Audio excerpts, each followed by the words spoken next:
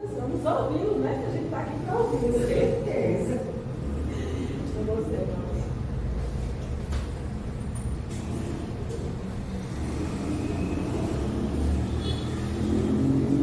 Estejamos todos em paz, com saúde e felizes. Bom, cara, a gente diz que toda vez que a gente vem para a casa espírita tem que vir com esse senso de felicidade. Porque aqui é onde a gente aprende a se melhorar. A melhorarmos com aquilo que a gente já conhece. É uma prerrogativa do Espiritismo. É tocar individualmente em cada um, na sua consciência, de forma que a gente diga assim, olha, eu preciso modificar isso daí. Preciso trabalhar nesse detalhe que me falta e que às vezes me tira do sério, né? Me tira do sério. A gente sempre sofre alguns contratempos, como disse o mestre dos mestres, ninguém pode estar olhando para trás. Progresso é sempre continuar. Tá?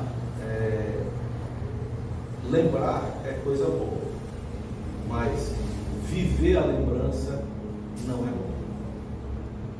Viver a lembrança não é bom, porque a lembrança é algo que já aconteceu. O importante para nós, que estamos evoluindo no planeta Terra, é irmos em frente.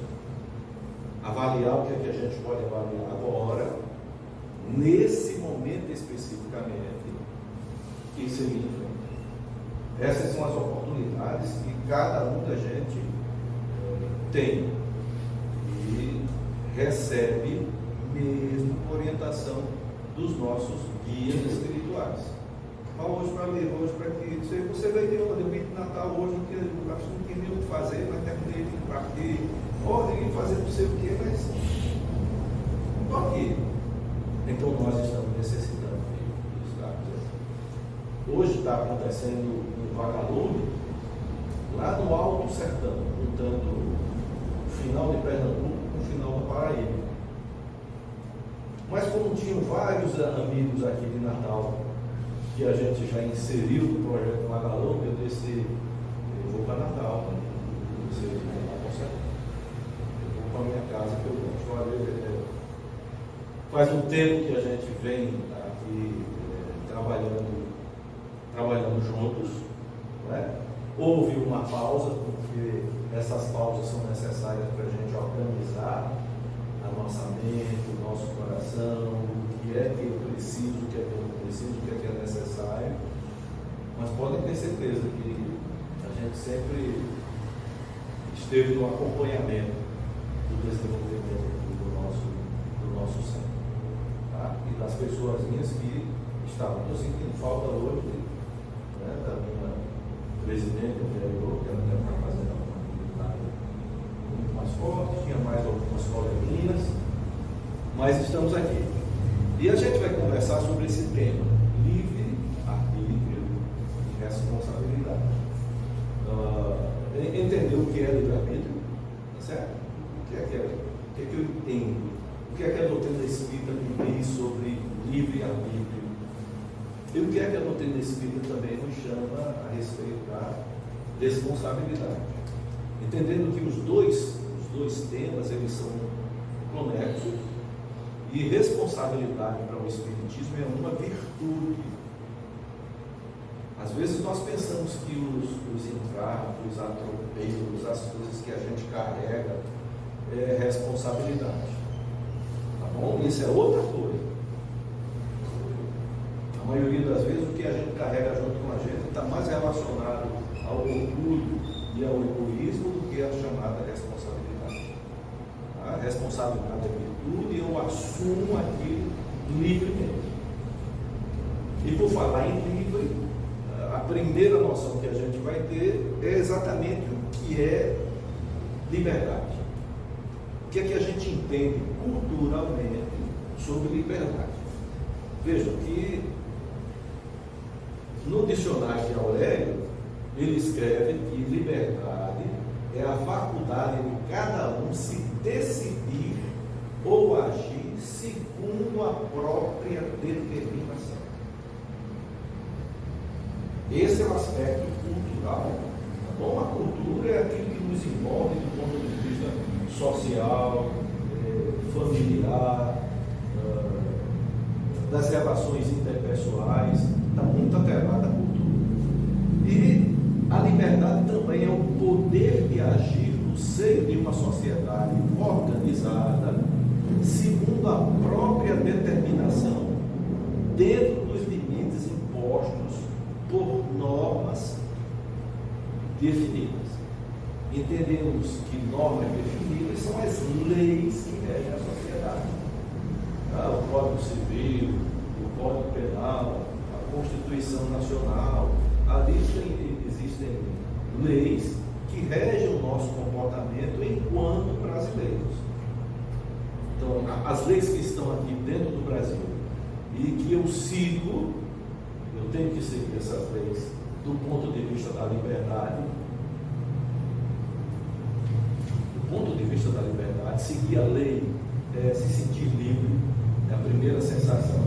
Só que culturalmente as leis elas se modificam à medida que a consciência do povo se modifica também.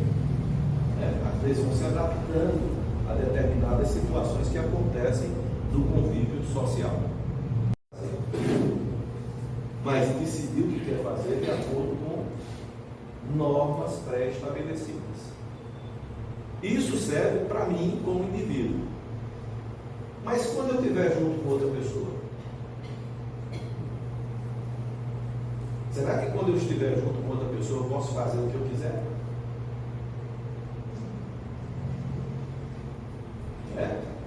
Às vezes não é um grande problema, e principalmente os problemas de ordem familiares.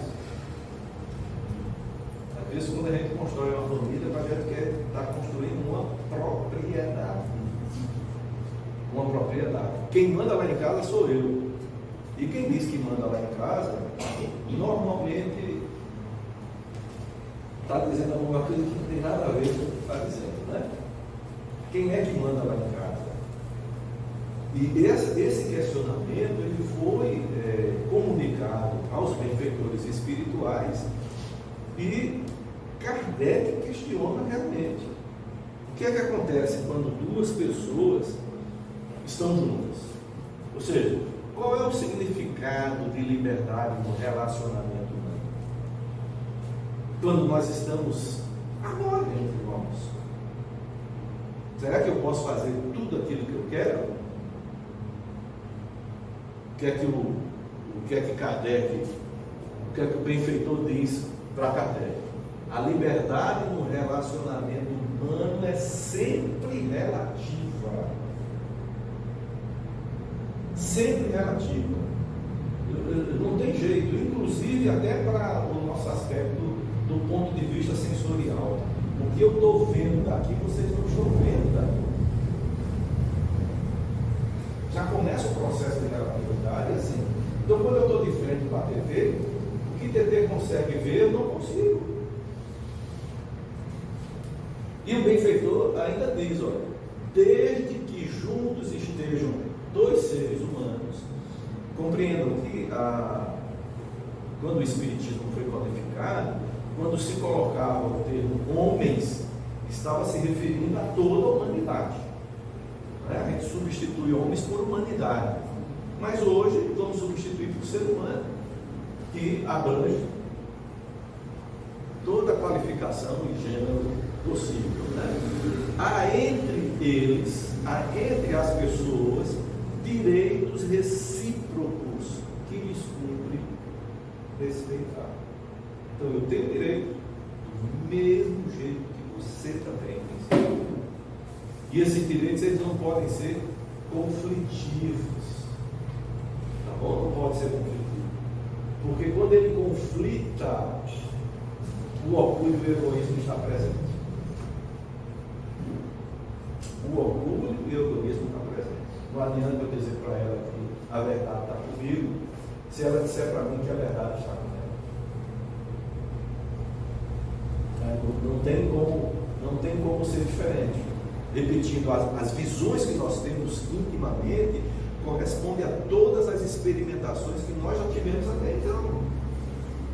Embora a gente sobreviva ou viva no mesmo teto, os experimentos são distintos.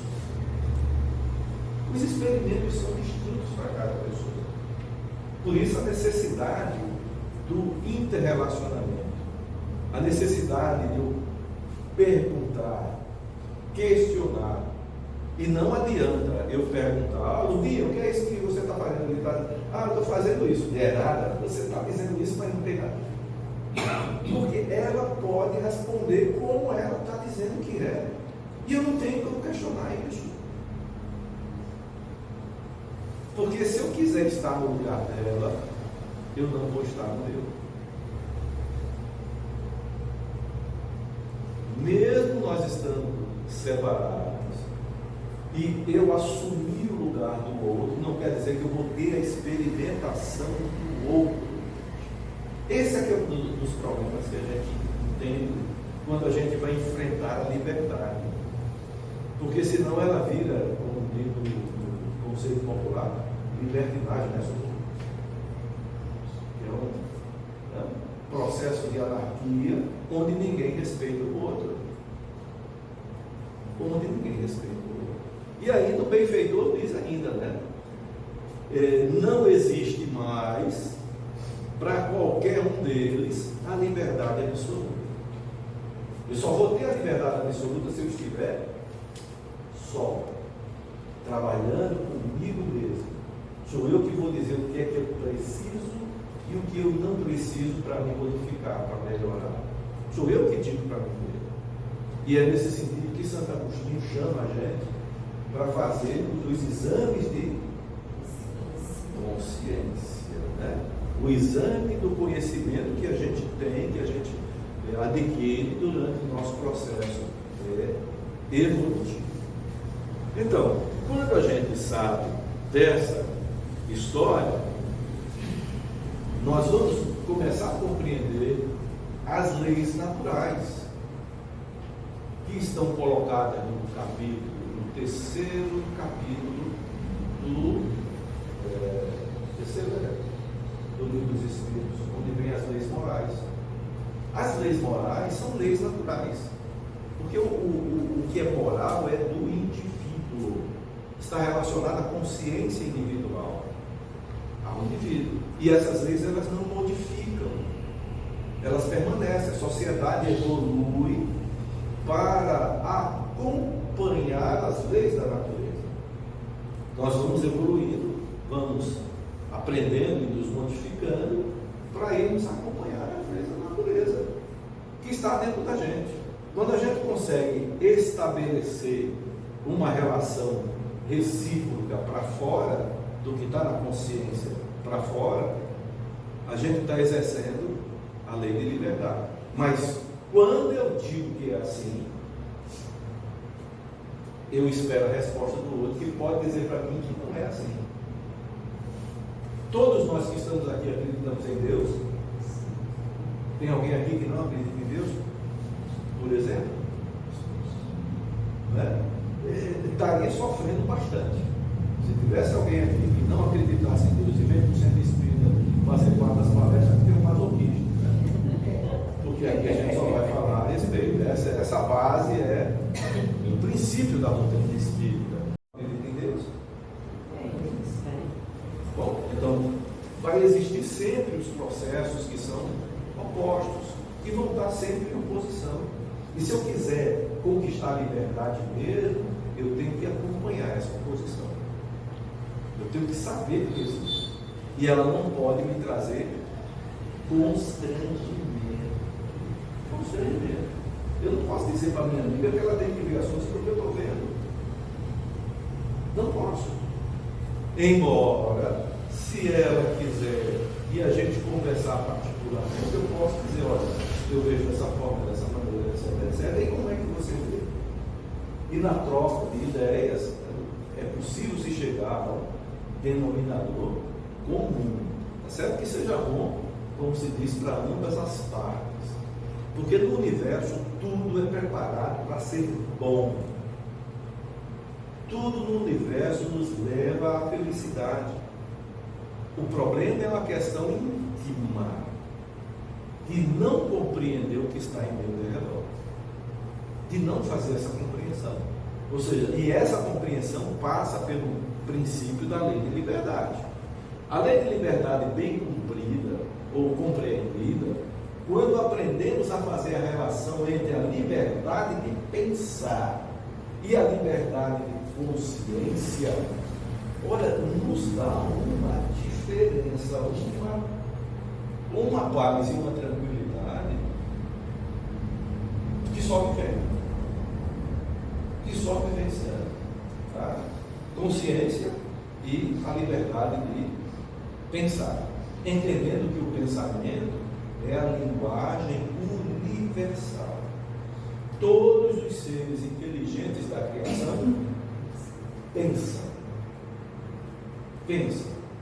E pensar, eu já disse outras vezes para você, não é reproduzir em palavras, a gente fica calado e fica na cabeça como se estivesse dizendo palavras e palavras e palavras. Isso é cultura, isso é orgânico, isso é do organismo. Tá bom? O alemão pensa assim, o russo dessa maneira.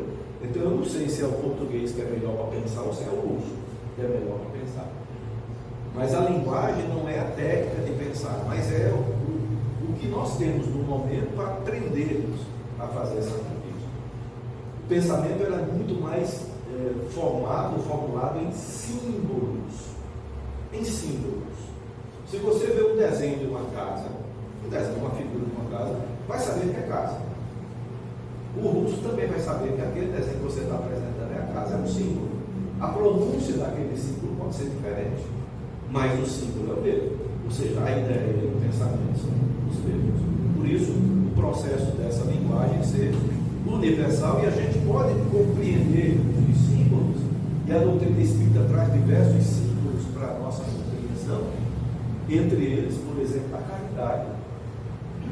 Todas as culturas têm como base a caridade, que nasce de uma generosidade, que pode vir para um processo solidário, né, para todas as pessoas que querem proporcionar aquela ajuda, até que você atinja o nível de fraternidade, quando você não escolhe mais a quem ajudar, você só ajuda, que é o foco central do ensinamento de Jesus: fazer o bem sem olhar a quem. Nós apenas sabemos o conceito, mas a aplicação ainda não. Porque na maioria das vezes, quando a gente tenta ajudar, diz: fulano já foi desse jeito, já fez isso e já fez aquilo, e não sei o que lá, e não sei o que lá mais, e a gente não ajuda. E aí nós deixamos de aprender a base fundamental da fraternidade, que nos leva à caridade. E isso, na verdade, todo esse processo de virtude e de evolução espiritual é prático. É prático. Se eu questionar cada um de vocês aqui individualmente, todo mundo aqui sabe uma lição de Jesus. Sabe? Não é capaz de repetir? Ou não sou? Ou tem gente que não sabe nada sobre o Evangelho? Tu acha que tem alguém que não sabe de nada, mas não pratica? O grande problema nosso é a prática.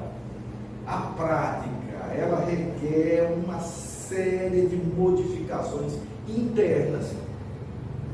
Senão não está certo. Senão vai continuar sendo Jesus.